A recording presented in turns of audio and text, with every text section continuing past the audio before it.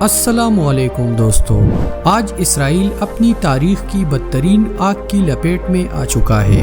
Israel is now facing a national crisis۔ تل اویو اور یروشلم کے مختلف حصوں میں آگ پھیل چکا ہے۔ یہ آگ 6000 ایکڑ سے زیادہ علاقوں تک پھیل چکا ہے۔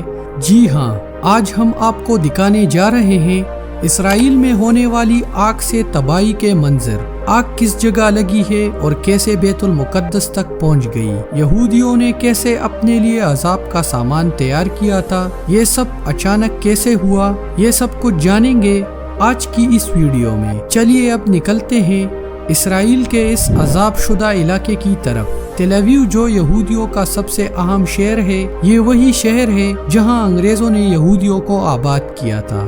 60 خاندانوں کو 1909 میں یہاں جگہ دی گئی۔ اس وقت تل اویو میں بڑی تعداد میں مسلمان آباد تھے جس کا نام جفا تھا، لیکن 1917 میں سلطنت عثمانیہ نے یہودیوں کو یہاں سے نکال کر اس علاقے کو یہودیوں سے پاک کر دیا۔ لیکن سلطنت عثمانیہ کو توڑنے کا اصل مقصد بھی یہی تھا تاکہ یہودیوں کو دوبارہ تل اویو میں آباد کیا جا سکے، اور اس کام کو انجام دینے کے لیے ہرزل نے سب سے اہم کردار ادا کیا تھا۔ کچھ لوگوں کا کہنا ہے کہ تل اویو کا نام بھی اسی کے ناول پر رکھا گیا ہے۔ ان کی آبادکاری کا طریقہ یہ تھا کہ یہ مسلمانوں کے ارد گرد گھروں کی خریداری کرتے تھے، مطلب مسلمان سنٹر میں ہوتے جبکہ چاروں طرف یہودی آباد ہو جاتے تھے، جس کی وجہ سے مجبوراً مسلمانوں کو علاقہ چھوڑنا پڑا تھا۔ تل اویو میں یہودیوں کے آباد ہونے کا مقصد بیت المقدس پر قبضہ کرنا تھا، کیونکہ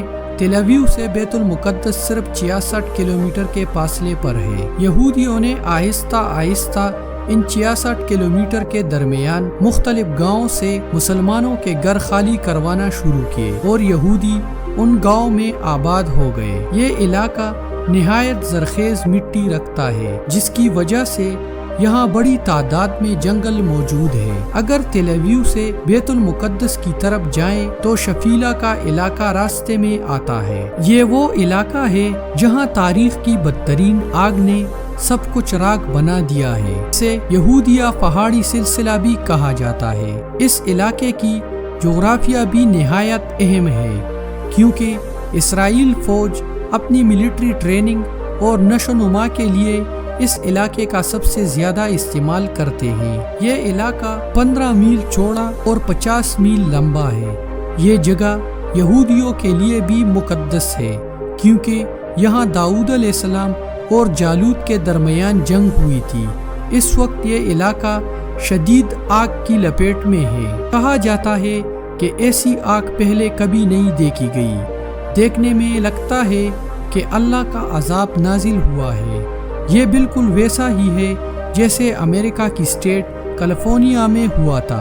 ظالم جتنا بھی ظلم کرے، ایک دن اسے اللہ کی پکڑ میں ضرور آنا ہے، اور شاید یہی وجہ ہے کہ اللہ نے اسرائیل پر عذاب نازل کرنا شروع کر دیا ہے۔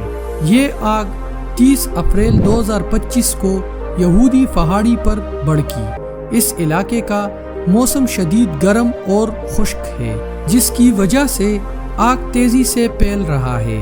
ساتھ ہی ساتھ 60 کلومیٹر فی آور کی رفتار سے ہوائیں چل رہی ہے، جس کی وجہ سے اسرائیل میں ایمرجنسی نافذ کر دی گئی ہے۔ یروشلم کے وزیر نے ٹی وی پر آ کر بے بسی کا اظہار کیا ہے کہ یہ آگ بہت بڑے پیمانے پر لگی ہے، جسے نپٹنے کے لیے وقت لگے گا۔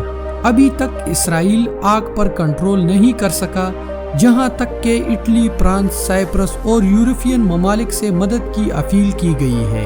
آپ یہاں سے اندازہ لگا سکتے ہیں کہ اسرائیل میں جس قدر تباہی ہو رہی ہے۔ موسم کی رپورٹ کے مطابق یہ ہوائیں 100 کلومیٹر فی آور تک پہنچ سکتی ہے، جسے تباہی شہری علاقوں تک بھی جا سکتی ہے۔ ہزاروں مکان جل کر راکھ ہو چکے ہیں اور سینکڑوں لوگ زخمی ہیں۔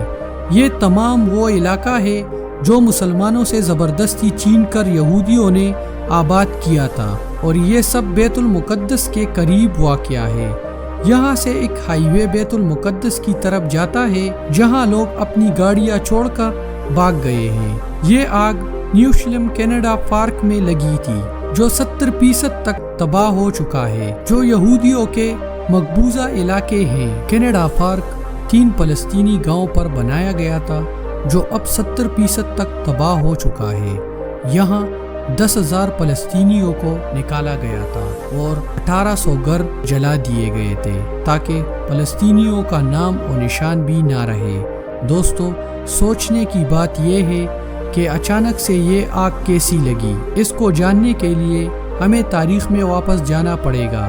یہ یہودیوں نے اپنے لیے عذاب کا سامان کیسے تیار کیا۔ جب یہودیوں نے 20ویں صدی میں یہاں قبضہ شروع کیا تو یہاں زیتون کے درخت بڑی تعداد میں موجود تھے جو فلسطینی ثقافت کو بھی ظاہر کرتے تھے۔ یہودیوں نے اس فلسطینی ثقافت کو بھی نہ بخشا بلکہ تمام زیتون کے درخت کاٹ دیے، اس کی جگہ صنوبر اور دیار کے درخت لگانا شروع کر دیے تاکہ یہ علاقہ یہودیوں کے طرز کا نظر آئے۔ لیکن اس وقت یہودی یہ نہیں جانتے تھے کہ وہ اپنے لیے آگ کا سامان تیار کر رہے ہیں، کیونکہ اللہ تعالیٰ نے قدرتی طور پر یہاں زیتون کے درخت لگائے تھے جو جلدی آگ کو نہیں پکڑتے، اور یہاں موسم بھی بہت خشک اور گرم ہوتا ہے، جبکہ صنوبر اور دیار کے درخت آگ بہت تیزی سے پکڑ لیتے ہیں، جس کے نتیجے میں یہ آگ اسرائیل پر عذاب کی طرح نازل ہو چکی ہے۔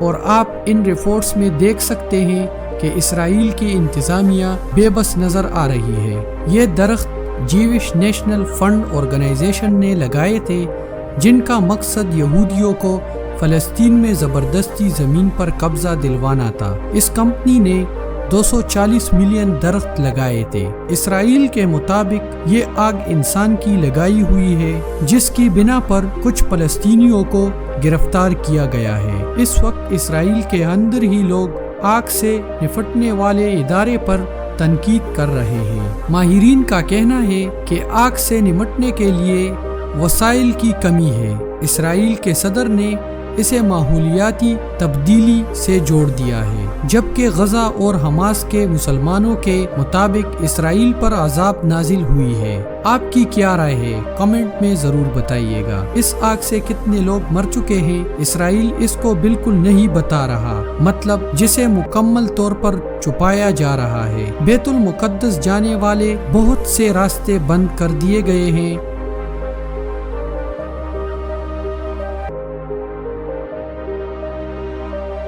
جاتا ہے اور اسی دن ہی آگ کی تباہی شروع ہوئی ہے، یہاں تک کہ اسرائیل نے اپنا انڈیپینڈنس ڈے بھی کینسل کر دیا ہے۔ ایک اندازے کے مطابق اسرائیل کو اس آگ سے نقصان $350 ملین تک ہو سکتا ہے اور زراعت کا بہت بڑا حصہ بھی تباہ ہو چکا ہے۔ آگ تیزی سے شہری علاقوں تک بڑھ رہا ہے جن میں زیادہ تر یہودی آباد ہے۔ آج پورا یورپ اس آگ سے لڑ رہا ہے، لیکن جب یہودیوں کی لگائی ہوئی آگ غزہ میں بھڑک رہی تھی تو ایک بھی ملک آنے کے لیے تیار نہیں تھا۔ آج ان درختوں کے گرنے کی تکلیف پوری دنیا کو ہو رہی ہے۔ جب انسانوں کو جلایا جا رہا تھا تو کوئی مدد کو نہیں آیا، لیکن جس کا کوئی نہیں اس کا اللہ ہے۔ اس وقت تک 2,45,000 سے زیادہ گھر مٹی کا ڈھیر بن چکے ہیں۔ تاریخ میں جتنی جنگیں گزری ہیں ان میں سب سے زیادہ گھروں کی تباہی غزہ میں کی گئی ہے۔ 90% لوگ بے گھر ہو چکے ہیں۔ دوستو، آپ کو سن کر حیرانی ہوگی کہ اس وقت غزہ میں 39 ملین ٹن ملبہ پڑا ہے۔ سب سے زیادہ تباہی غزہ کے علاقے خان یونس میں کی گئی ہے۔